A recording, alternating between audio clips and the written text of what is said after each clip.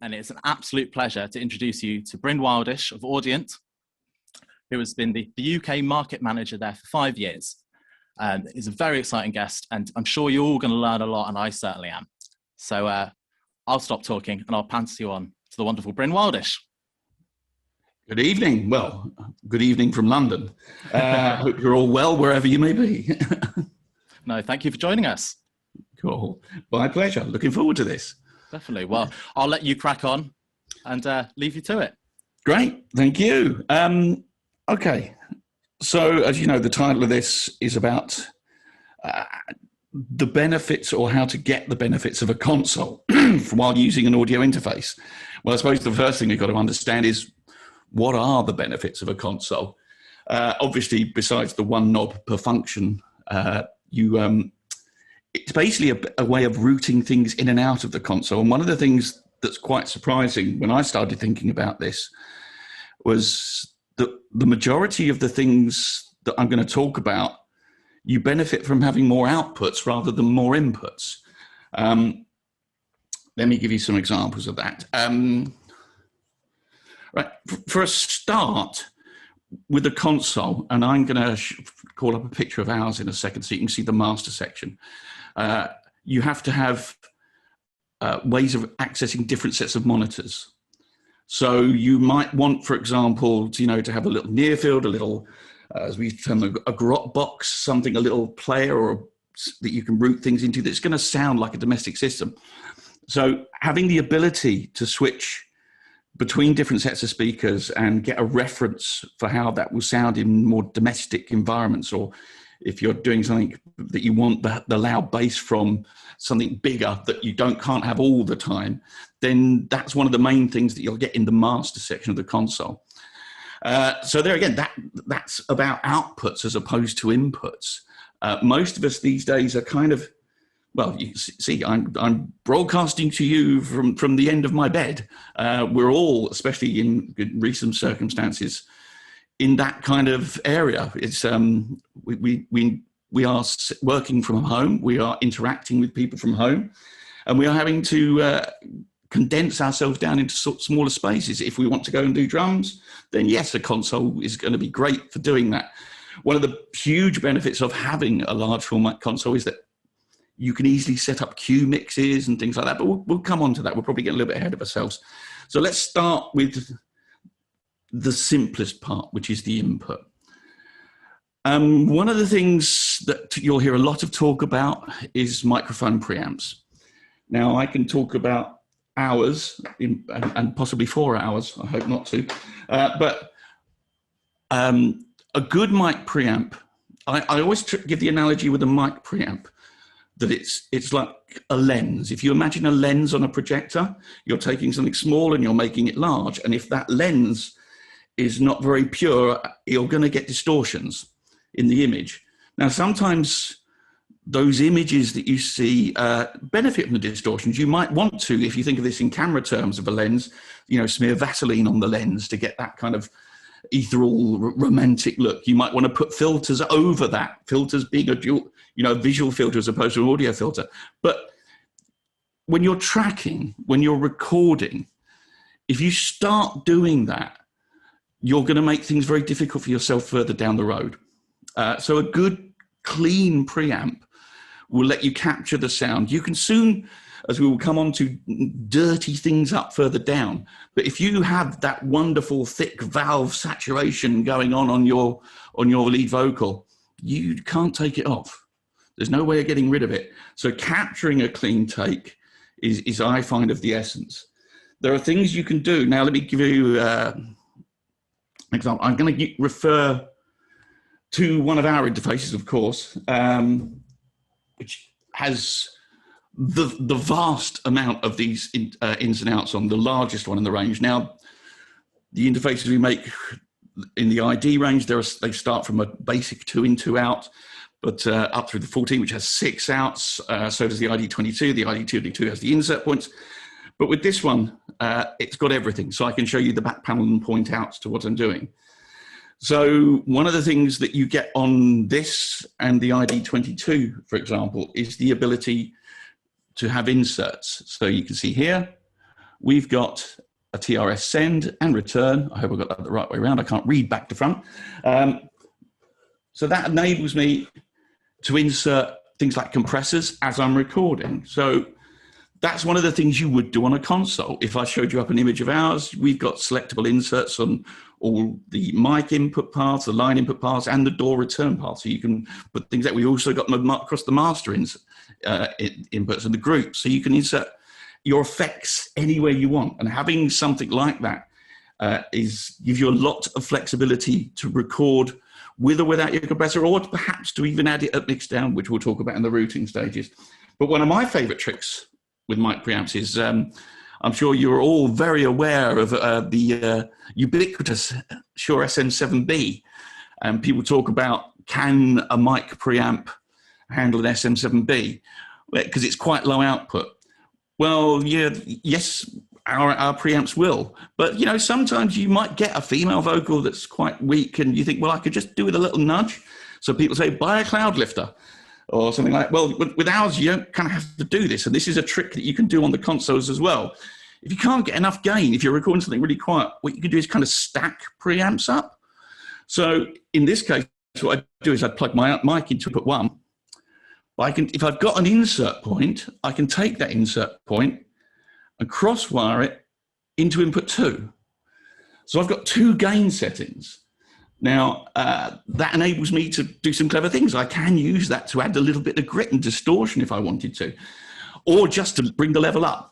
A lot of the early mic preamps didn't have a huge amount of gain. They were kind of, as most preamps now, sort of 50 to 60 dB. What they did was they kind of stack those up internally to the console. So it's basically with something like a cloud lifter, or other versions are available, but that seems to be the one that people talk about. That is a preamp. So you're just taking one preamp and putting it in front of another preamp to bring your level up. So that's a pretty useful little hack you can use if you've not got enough level, you want to put a bit more juice, or you want to add a little bit more grit into something, getting that console kind of sound going back that you get by overloading things a little bit, the warmth back in. Okay, let me have a look. On the subject of preamps still, one of the benefits of a console is that you've got a console in front of you with every channel has the same preamp.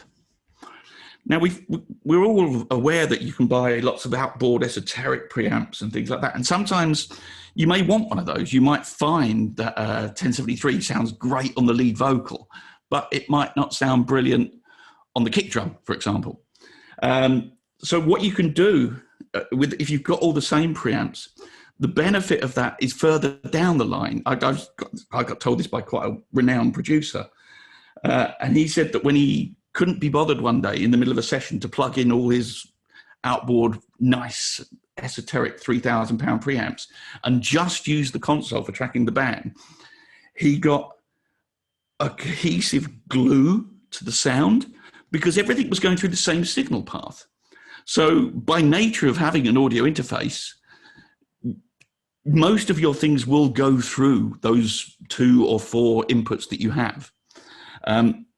So if you have more, fine, you can do a bigger session, great. With our interfaces, one of the other things we have is expandability on everything from the ID14, the 22, and the ID44. So you can actually add more inputs with this.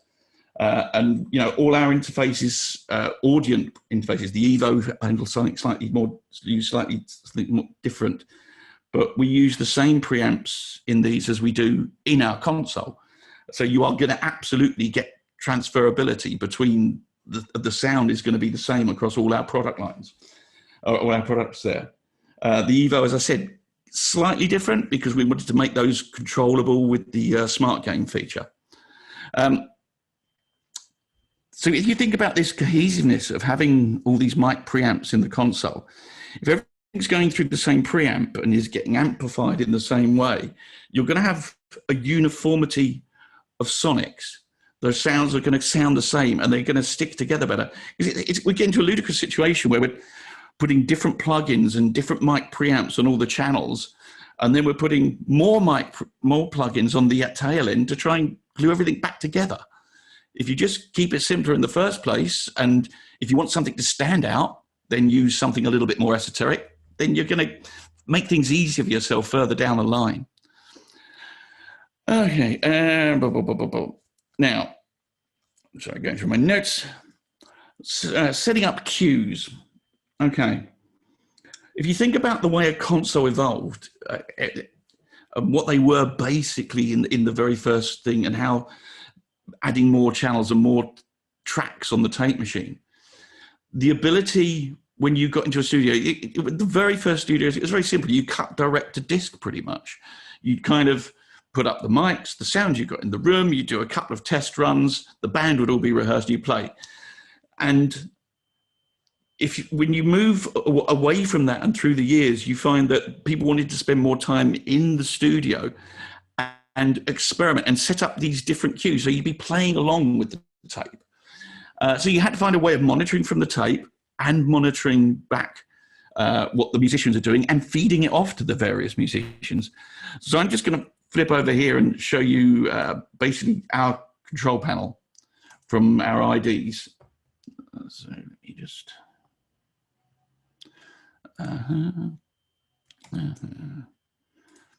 Okay, so I'm actually going through this ID 14, which is, oh, seems to be a bit loud. Hope I haven't been distorting you. 1, 2, 1, 2. This is basically allowing me to set up cue mixes. Now, the ID 14 has 6 outputs and 2 inputs. So what I can actually do in each of these cue mixes and set up, I've got a DAW return here and another DAW return here. I've got this set up as on the ID 14, and on the ID 44, I can set up basically a talkback function as well, which we'll come on to. So I've got my mic coming in here. I can say I'm feeding out the master outputs here, but I might want to set up a completely separate mix on my QB and feed that out of the headphone outputs. So I can select QB to feed the headphone outputs. So having that flexibility to have multiple outputs and streams. Let me give you an example where that is. If you're working with a vocalist, for example, you will find that vocalists want to hear a different thing than perhaps a bass player does. Now, you don't want to mess up your mix. You're mixing as you're going along. You want to hear what's coming out of your speakers. And you don't want to lose your mix and have to re-edit it. So if you can set up a cue mix for them, the vocalist will probably want to hear more of the guitar or more of the piano or a keyboard pad, because they want something to pitch against. Whereas a bass player, he's going to go, just give me drums. Give me lots and lots of drums. So he can lock in with the kick drum. So the ability to set up these cues. Now, if you're on a quite straightforward, simple, I'm going to flip back out so you've seen that. So if you're on a quite straightforward 2-in, 2-out interface, most of the time that there is one knob which allows you the ability to blend between the input and the DAW return. So you can't do those clever things. There again, you remember me saying at the start, the thing that you're going to find more useful is outputs rather than inputs. So the ability to set up those cue mixes for an artist so that they get a comfort from, and they're able to get the best performance from them, is invaluable. The other benefit of doing this inside the interface is that this cue that I showed you isn't in the DAW. So I've not got to take my signal, route it through the USB into the computer, set up my stuff in Logic, and then route it back. It's happening inside the interface where the inputs and the headphone output are. So that means the latency is much, much lower, like, you know, instantaneous, or it's certainly undetectable to most human ears. You're talking, you know, way below what you get for, unless you were using an incredibly powerful DAW. There are all kinds of other things you can do to be a little bit clever about this if you wanted. Now, I mentioned the word comfort. So sometimes you will get an artist who wants a comfort reverb. Okay, so you can actually set up, if you imagine using that controller. If I've got 3 different mixes, well, I can. There's 2 ways of doing this. Number one, If I'm monitoring in the interface, if I'm monitoring through that and I'm sending that back, the thing you've got to remember to do is inside your door is send off input set, switch off input monitoring, because otherwise you're going to get that slight slap back echo as the two things happen. But what you can do is if you set up a pre-fader send, which you'd have to look up on your door how to do, but on most of them it's pretty straightforward, and then just turn the fader down, you can actually add a little reverb back just to them as well. If you wanted, and if you've got enough inputs and outputs on the interface, you could set up a Q mix using the control that I showed you and set up a reverb on one of those outputs and then just feed it back in on a pair of inputs. When we talk about mix down, one of my favorite tricks is to actually set up auxes and bring, I have a slight thing for Strymon pedals, etc., and guitar effects. So being able to kind of take a really nice tape echo and then play with it in real time as you're mixing down and track it back in. So there again, outputs. It's not all about having lots and lots of inputs. People look at a console and go, well, I'm never going to have that many people in a room. But the outputs are just as important. Okay, so Talkback mic. Now, if you've got an interface with only a pair of inputs and only a pair of outputs, it's a little bit more difficult to actually set up a Talkback if you've not got it built into the interface like we have. I mean, incidentally, what ours does, let me just flip back over to this screen share thing so you can see. Boom, boom, boom.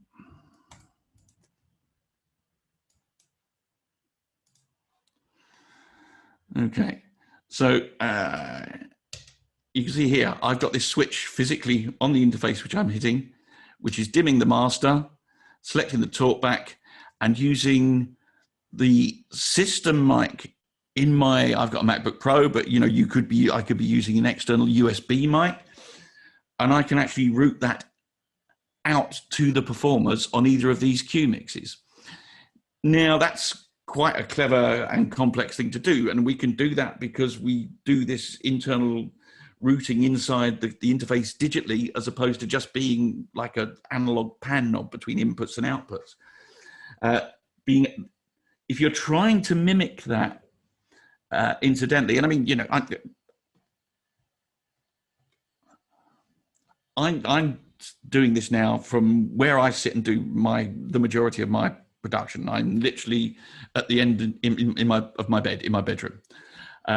Like most people, and I'm sure most of you, if I want to track vocals, I have to basically wait until everybody's out, sort of like go into one of the spare bedrooms or my daughter's room, run a really long cable through, really long cable back.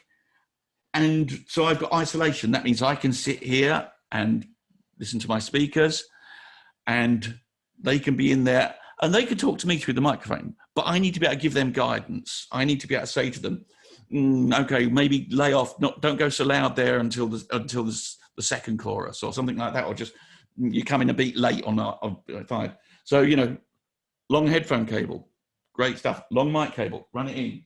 So I need to be able to talk to them. I can use that second input to do that by setting up just basically through to them, but I won't be able, on most interfaces, they share a mix output. So I can't set up a separate headphone mix and a separate speaker mix. There again, this is about outputs. I need the outputs there run the inputs. Now, I mean, you can do things like that. So with our Evo, for example, you don't have to spend a fortune to get a lot of ins and outs.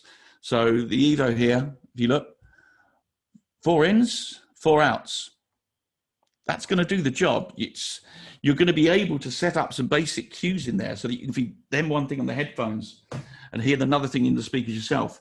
And you've got enough mic inputs that you could possibly, rig up a little handheld mic in here, like an SM57 or a little desktop mic, and then route it out to them so that I can talk back rather than having to shout down the hallway all the time, which they won't hear because they've got headphones on anyway. So outputs, not inputs. Now, so we've talked about tracking. We've talked about the benefits of trying to keep the signal clean, about setting up cue mixes so that artists can do it.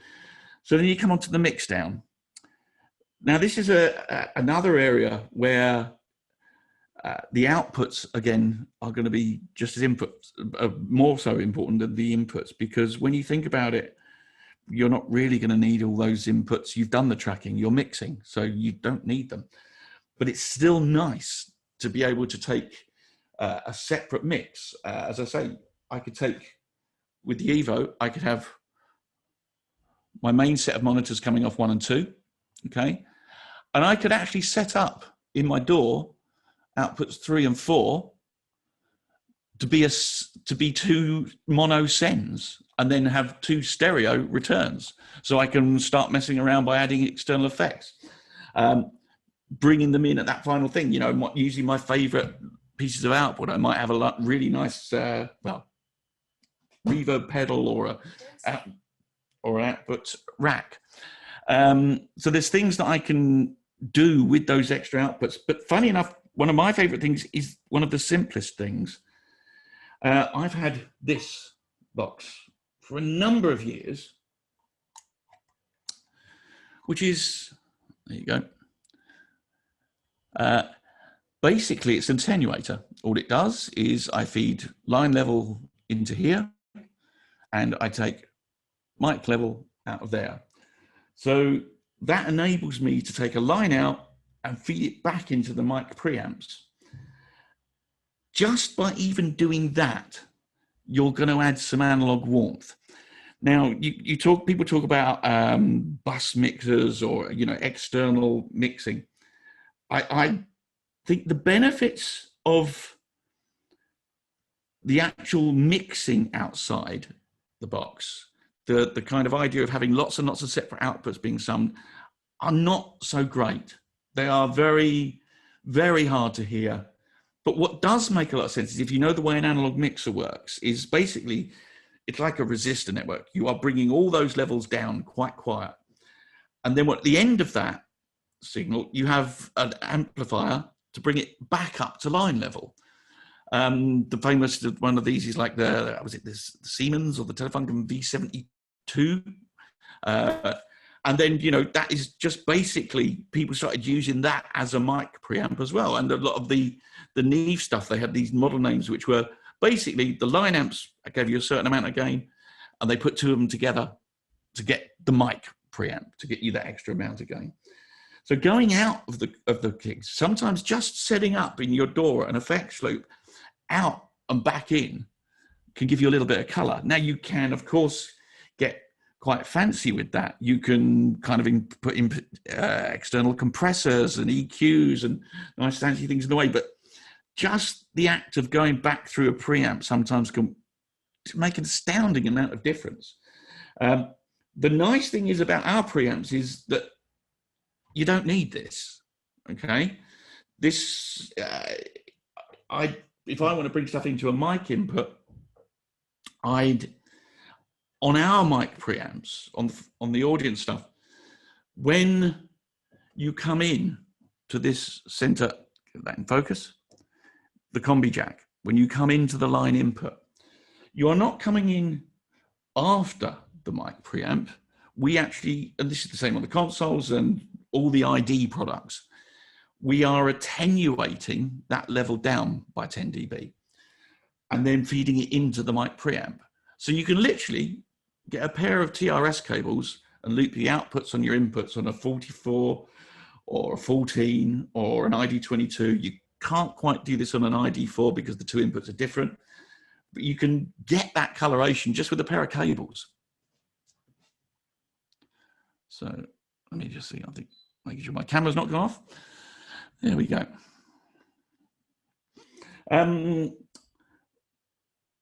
External, we've come to mixing. Let me have a little look.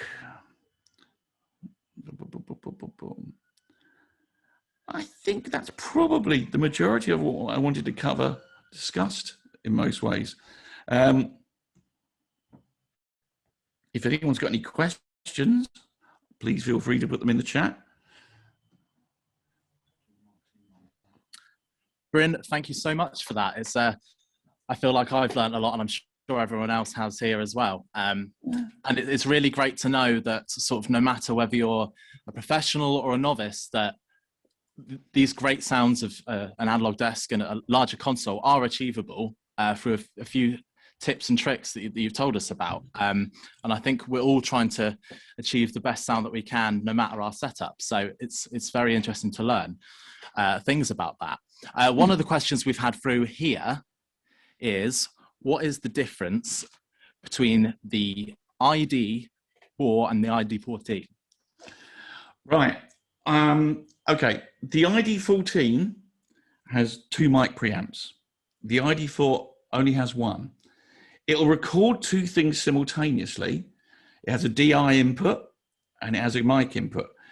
But because of that, it's not a true stereo input. This is what I was saying at the end there. You can't really use it for doing a stereo recording. Number one, you couldn't physically record 2 mic preamps, but you also couldn't even plug in a stereo line input, because one is going through an FET circuit for the preamp, for the DI, and the other one's going through the mic circuit, which is different. So you won't get a left and right match. Also, you have less outputs on the ID4. It's 6 outputs as opposed to only straight stereo pair.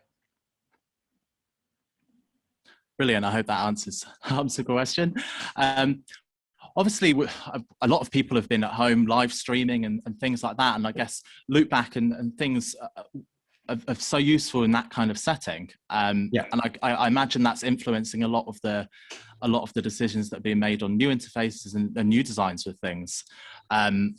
What would you suggest is the best way for people to set up, say, for a singer-songwriter wanting to do his live stream through loopback? It's clearly very simple to set up, but maybe a lot of people don't know about it. Are you talking about when they're working remotely and you want to monitor it? Or so say if a singer-songwriter is not wanting such a dry signal when they're streaming to, say, Facebook or YouTube or something like that, can that functionality be achieved in the same way? It depends on your number of inputs and outputs, really. If you've got enough, you can kind of set up mixes and reverbs by doing some of the tricks I showed you. You can kind of, using that preamp stack thing, you can kind of, if you imagine, if you plug into the insert send of this, you don't break the signal, okay? So this on the 22, I'm still gonna get the signal coming through this first channel, yeah? So I could kind of insert an effect in between that into the second channel. Yeah, so I can send out, and then I've got a duplicate channel with a reverb on, and I've got 2 amps, 2 inputs, and one of them could be my reverb pedal. That's also useful when you're tracking and recording, because you can record with the effect and without the effect. So you get that kind of safety thing as well, of having the dry signal that's slightly lower, or the kind of one through your fuzz box or your amp simulator, etc. Absolutely. As you said earlier on, it's so important to have a good, clean signal, because it gives you that ease later on. You're not worked yourself into a box you can't get out of. And we've actually got a couple of good questions just come through here. Are the headphone outputs dynamic range the same throughout the ID series? Good. They vary slightly. There's some different circuits in there.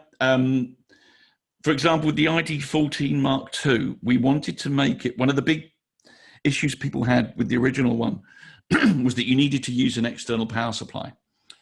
So by going over to the USB-C, that enabled us to power the interface from the USB and get enough power to get the Phantom for 2 condenser mics. But the headphone amp takes quite a bit of juice. So you'll find that if you're just running it on a normal USB, you're going to get a slightly lower output than you would on the if you're running over USB-C, because USB-C can carry more voltage. They're all of a comparable quality. They're not all exactly the same circuit. Things like if you look at, I can't show you the 14 or the 4 and the 14 on the Mark IIs. We've both got something we put on the ID4. First off, they both got 2 headphone outputs. So you can actually have, how many times have we spent looking for those stupid adapters in our life? Those. I'm sure you do a roaring trade in 3.5 to 6.3 millimeter adapters because we're always losing them. There's a drawer somewhere in my flat that I'll open one day and find all these things with the odd socks, no doubt. So that ability to plug two headphones in can be really useful. But of course, you're going to lower the volume if you plug both those in. But it does mean that you can kind of sit next to someone if you want to, with just the laptop, powered from a battery with two sets of headphones in. If you've got USB-C, you're going to need that little bit of extra juice from it to get the headphones loud enough because you've got two sets plugged in. So it's not quite the same, but there are other limiting factors in terms of what voltages are being supplied to the interfaces and whether they're powered externally that are going to affect what headphones the outputs can drive. Brilliant. That's good. Okay, so we've got another great question here. It's from Dave in Hemel. Would the ASP800 give a good analog sound? Yes, absolutely. It's the nice thing about the 800 is you've got the analog and the digital outputs. Okay. This is quite a good opportunity to explain the difference between the 800 and the 880 because seemingly they're very similar. And if superficially when you look at it, you think that the 800 is better because it's got the two super channels with the transformers in, which you can use particularly on overheads to give a little bit of crunch and kind of enhancement. But there's one thing in particular that the 880 does, which has dug me out of a hole a few times. The 800 and the 880 both have an ADAT output, so you can actually just run it into either of these, anything from the 14, the 22, or the 44, run it in and get 8 extra inputs digitally. They both also have an analog DB25 output just for using the mic preamp. What the 880 has is a little insert point because it also has a DB25 connector coming straight back in to the converter. Now, what that enables me to do is if I've got a huge amount of outboards, I've got a nice pair of distressors and things like that, I can route out, put my drum overheads through those distressors before I track. Yeah. So that's one of the benefits of that. The other thing that's done is if you think about it, I did a little live band recording, and the 880 was great for that because number one, it meant I could bypass the mic preamps in the relatively cheap little live desk and select my inputs, which ones lead vocal, maybe the bass, et cetera, I wanted to go straight through digitally. But it also enabled me to take some of the group outputs and run those in line level. So I got a lot of extra functionality. It was like having the 880 is like having two separate boxes. It's like having a row of mic preamps and having an A to D converter. Whereas the 800 is more about or more similar to having them in one box combined. Brilliant. So, and obviously, I mean, we're all after that lovely warm analog sound, and especially when recording drums. So would you recommend that this can give a really good analog sound for your drums as well? Yeah, absolutely. Across the whole kit? Well, I would say have a look at our website. We've got a situation on there of tutorials, okay? And just Google in drummers. When you've got some of the UK's top session players on there telling you that's what they use for recording their drums and how they record them, that's them telling you straight to your face that's what they are recording through. So yes, you could.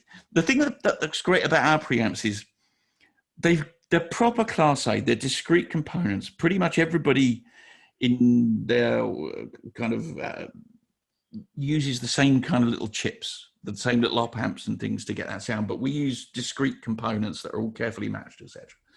So you get a proper Class A mic pre that's been used in a large format console and lots of hit records. You get that sound even from our interfaces and from the racks. And for me, the mic pre just adds that nice little bit of grit, but not too much. It just adds a little something, which is what I was saying about feeding the outputs back into the inputs. It's subtle, but just that ability to kind of add a little bit of dirt. And if you've got the 44, for example, maybe take your output and stack one preamp into the other one and control the amount of dirt you've got. I've read an interview with Glyn Johns, who was talking about his drum miking technique, and he said everyone thinks it's about making sure that they get the laser measurer out and they're kind of getting the two mics equidistant from the snare drum, etc. But he said he reckons that the real secret was just overdriving things by about 10 dB. And that's why he got such a big sound. Just crank it. Don't take my word, take his. Well, I think what you've just said has answered another question that we had as well, which was how do the Audient preamps and the ID interfaces compare to the more expensive consoles? And I think you've answered that, and that's brilliant. And another one we've got here is again, which you've touched on a little bit, is do you recommend using a mic preamp when recording, but this person is specifically using an ID14? What, an external mic preamp? I believe they're talking about an external, yes. It depends on what it is, to be perfectly honest. If you've got a preamp, and not all of them are worth the money, we have to be careful. But if you've got like a proper 1073 or something valves in, that is going to give you a character, then yeah, by all means, it has a benefit. But most of the benefits you're going to get from these preamps, I mean, I keep saying the 1073 because that's the one everyone knows, and the 81 and stuff. But one of the things they do for me is they kind of they're not very fast. They actually they don't handle transients too well, yeah, because of the transformers and stuff. So they kind of roll off the attack. Now, that can be quite useful sometimes, on vocals and bass and things like that, where you don't necessarily want that hard hitting thing.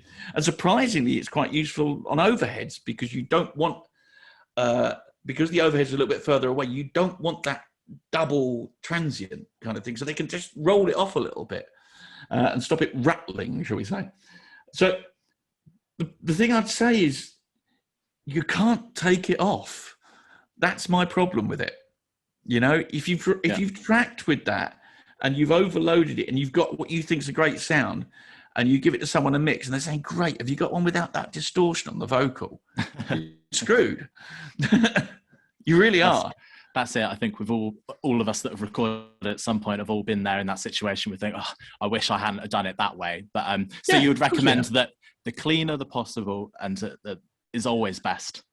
Or you've got to be absolutely, totally 100% confident in what you're trying to achieve.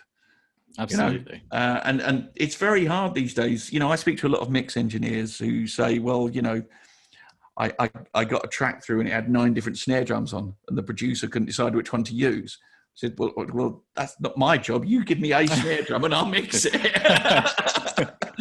So, we're all hounded by these choices, and sometimes having to make them early on can be good. But what this comes down to is experience, and knowing your equipment and knowing that in certain circumstances something's going to work and in others it's maybe not.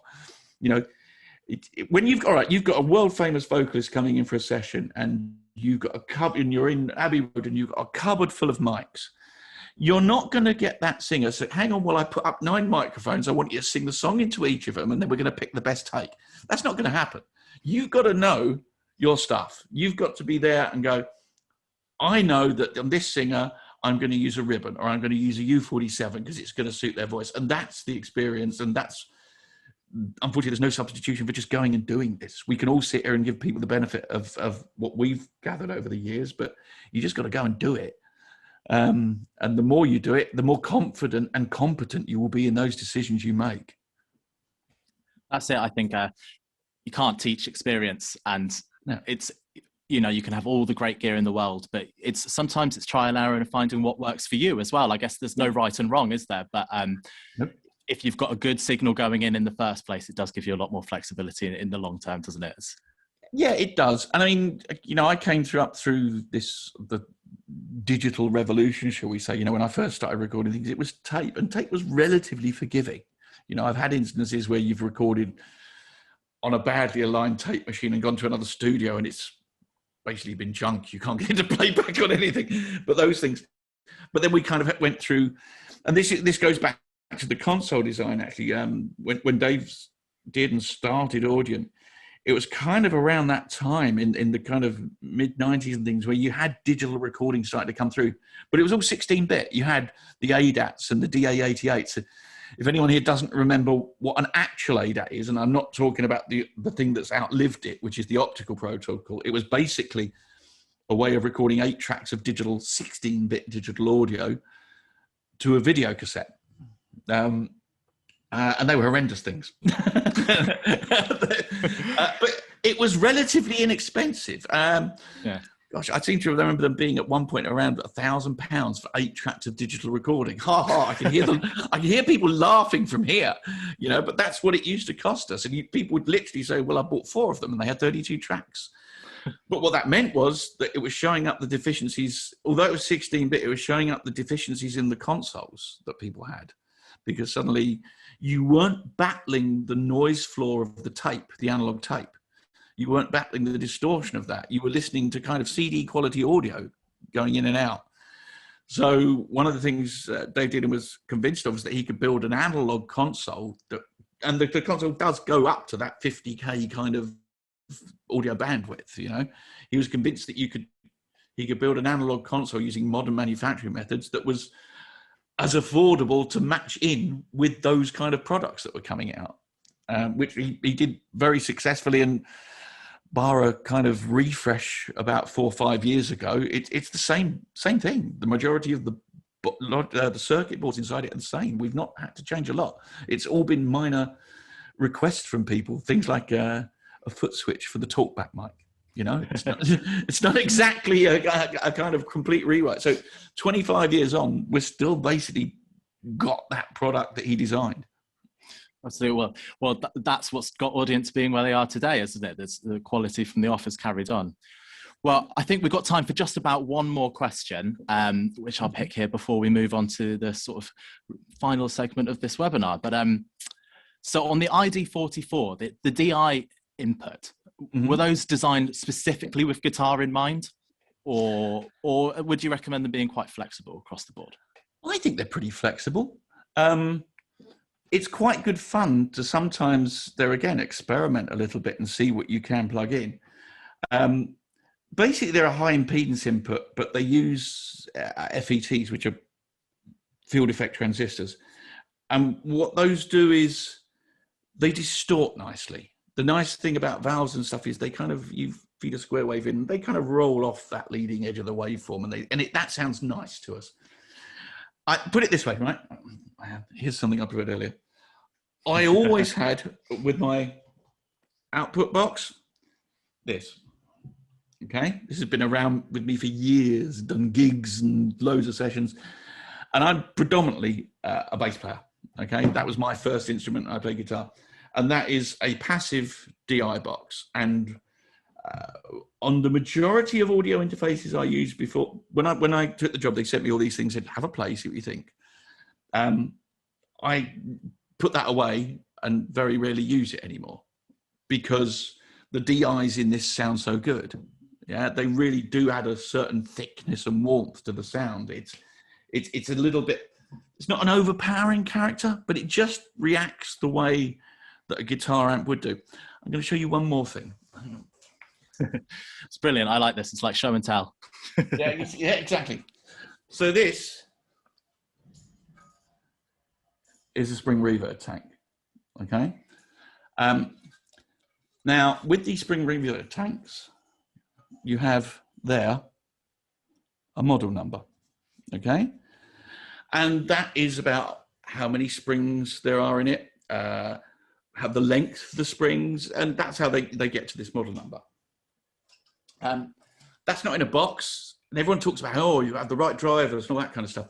If you buy the right tank, it's a high impedance output and a low impedance input. So I regularly take the headphone output of my interface and drive the input of this. And then I take the output and plug it into the DI input. And I've got a spring reverb for 30 quid. So that's it. There's all these little tips and tricks that you pick up that can drastically change your recording for the better. So does it have to be guitars and bass? No.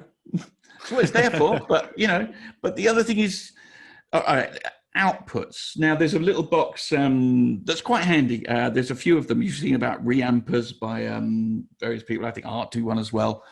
I'm sure you can link to this at some point. So those take a line level signal and output a guitar level signal. So it's a little bit like this, but kind of a little transformer in there that makes it high impedance as well.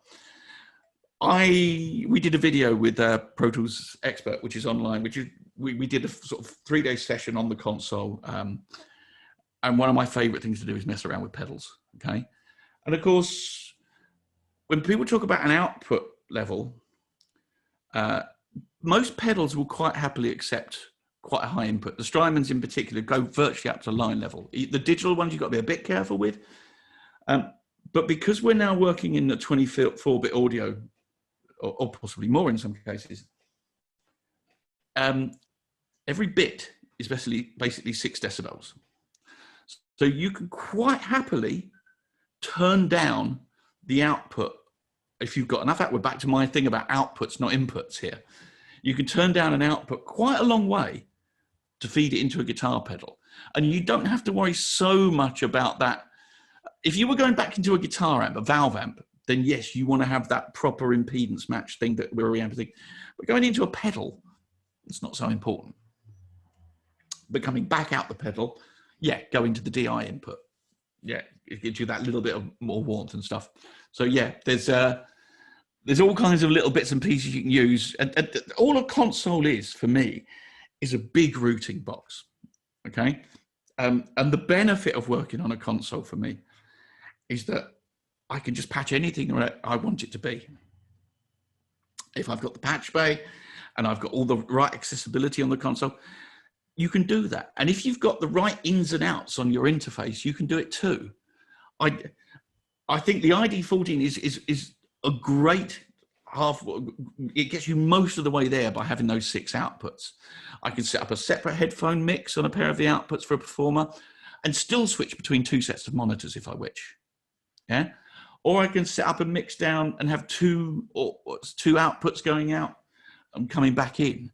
I've only got a pair of inputs, but it gives me the ability to do lots and lots of routing, and I can expand it. So if I want to go and record drums in a rehearsal room or record my band, you know, you can, please buy an ASP800, please, but you could hire one, you could borrow one. You know, just the ability to go and suddenly have a 10 input interface that you can go and track.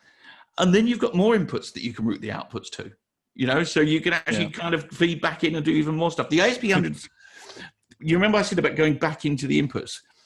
On the 2 kind of super channels, on the first 2 channels of the ASP800, you've got these 2 extra controls, which basically is like a transformer and an FET drive. So you can actually add a little bit of grit in there and add a little bit of transformer warmth as well. So going out of a mix down and going back in through those really does go some way to between giving you that console sound. The mic preamp's going to do a fair amount of job, but those 2 channels give you that extra bit as well. Well, Bryn, I must say, this has been an absolute pleasure this evening. I could listen to you talk about this for a good few hours more, but I'm afraid we must draw this webinar to a slight close. But I'd like to say a huge thank you from all of us here at Studiospares for taking part in today's webinar. It's been an absolute pleasure. We're looking forward to it for a long time, and it really did not disappoint. But before we finish, we've got a few little things for everyone that stuck around to the end. So a huge thank you for everyone that has participated tonight, and thank you for joining us. What I'd like to do, if you see down towards the bottom of the Zoom window, there's a little raise hand function. Now, if you're still here, could you please hit the raise hand button? And ladies and gentlemen, we have a wonderful giveaway for you. And we're going to be picking those at random from all of the attendees this evening. So I'll just give you a few moments to do that. So please just raise your hands. Brilliant. And also, we're going to be doing a giveaway, as I mentioned at the beginning, of a wonderful Audient Evo 4, courtesy of Audient. So we're going to be giving out one of those to one lucky winner. I'm here with my wonderful assistant, Mike, who's going to be sifting through those and sticking them into a random generator and seeing who's won tonight. But don't worry, ladies and gentlemen, if you haven't been so lucky this evening to win yourself a new interface, there's still something very special for you. For 1 week only, now literally only 1 week at Studiospares, we're going to be giving away 10% off of all Audient products up to the ASP range. So what we're going to do is we're going to put the little offer code for you in the chat, and also we're going to be sending it to your emails in the morning. But if you want to get yourself a new Audient interface, you can get 10% off with the code Audient10. My assistant Mike's also going to put that in the chat. Like I said, we're going to email that to you. And we have one lucky winner for you tonight. Like I said, who's going to win that Evo 4. And that is, it's just coming into me now. Ladies and gentlemen, Phil Hollins, are you still around? Are you still here since you stuck your hand up? I'm very happy to announce that you have won the giveaway this evening. So thank you very much for taking part in that. And once again, Bryn, a huge, huge thank you for joining in tonight. It's been an absolute pleasure for all of us. I've certainly learned a lot, and I know that everyone else that's joined in has too. If you still have more questions for Bryn, please don't hesitate to contact us at sales@studiospares.com, and we'll do our best to get those to Bryn and get back to you with some answers. But this has been a real pleasure. Thank you so much for joining us on the second edition of the Talkback live webinar series. We'll be back at the beginning of next month. No, thank you, Bryn. The pleasure is all ours. Once again, the code is Audient10 for 10% off Audient products. Again, we're going to stick that email so you don't have to remember it off the top of your heads, don't worry. But thank you so much for joining us for the Talkback live webinar. We're going to be back next month with a new topic about the studio. So make sure you sign up to our mailing list and keep in touch with all that. And we'll be back again. Once again, Bryn, thank you so much. And we look forward to seeing you all again soon.